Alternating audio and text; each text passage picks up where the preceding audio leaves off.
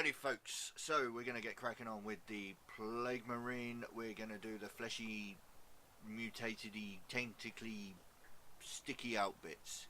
Alright, so I'm not sure what to call them, but anyway, we're going to get cracking straight on with it today. And don't forget, if you want to subscribe to the channel, feel free and press the bell button so you don't miss an upload.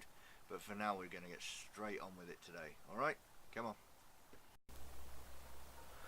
So we're going to carry on with this Plague Marine right here, and we're going to start with Bugman's Glow. And what we're going to do is we're going to start with all the tentacly bits that we have a kind of a pale, or sorry, a deep kind of red, purplish kind of look to them. I'm using the Inflamed Flesh recipe from the Citadel painting app, which I've told you about before. And what we need to do is just basically base coat all the tentacly bits. There's no real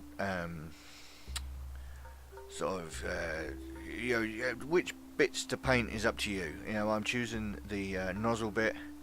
There's a few tentacly bits sticking out from at the back here, just above his hand, which is some kind of claw thing. A few on the backpack here. I did actually miss some behind the backpack, which I will do off camera. But other than that, we'll just base coat that there. Couple of thin coats if you need to. Don't forget to thin the paint down again, of course. I'm using the wet palette behind it, as you can see. But once he's dry, we're going to come in with some Carroburg Crimson from the shade, and this is just going to go all over. So once again, I've said it before actually, this type of shade is no different than a base coat.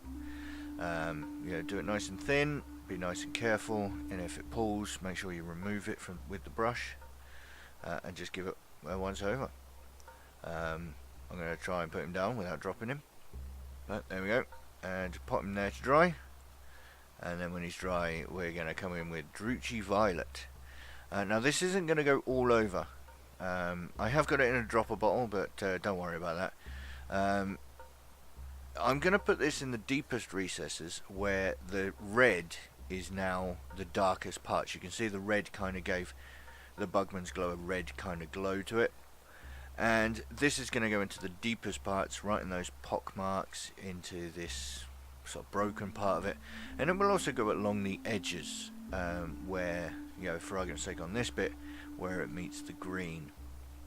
It just adds that bit of shadow, but we don't need it. We don't need a black shadow, of course, because the colour that is causing the shadow is a bit of a red. So we're using the purple instead.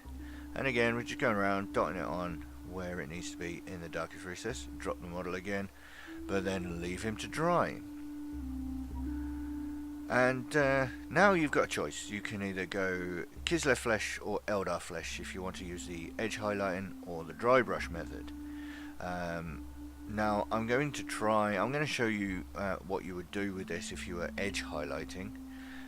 And essentially you just come in and just touch the very corners of those pot marks and some of those ridges and stuff that he has got going on along this tube here. I'm going along there, and you can just pick out some of those details, not many, just a few, just to break up the red and the purple, and it helps with that. But I'm going to go to the dry brush method using my trusty old starter brush for plenty of control.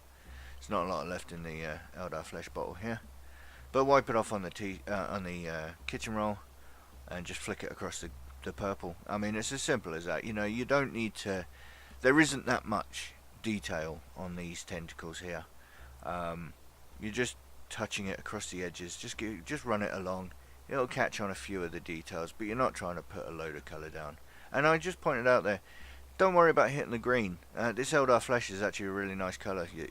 If you touch the green, it's not going to be a huge problem. But try not to, of course. But it's not going to be a crazy thing.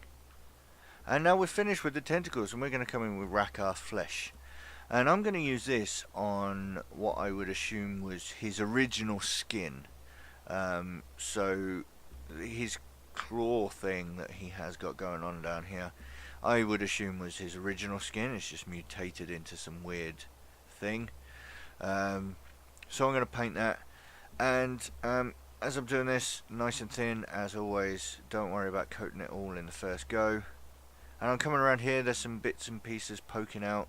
A few more tentacles you could say, but I'm going to say in my mind that, yeah, his skin is, you know, mutated and started poking through the holes in his armor or whatever. You know, these are nurgly beastie things, so don't worry about it. So we've done that, and you just leave that to dry. And then we need to come in with Eldar flesh again. Now I'm using the pale flesh recipe from the Citadel painting app. And so we're just going to dry brush this again with the trusty old starter brush. Gives me plenty of control when I'm dry brushing. And we're dry brushing the Eldar flesh across the details. Again, pretty much the same as the tentacles. Don't go crazy with it. Just catch the edges. And then finally we're going to come in with a Reichland flesh shade. I'm using my dirty brush and it kind of did mix with the wash a little bit. It's not brilliant, but just cover the whole thing in Reichland flesh shade. Well, the whole of the Rakkar flesh anyway. Leave that to dry, and then we have this. So you can see we've got the tentacly bits and we've got the fleshy bits. Looking rather disgusting, isn't it? Alright, so that's that bit done.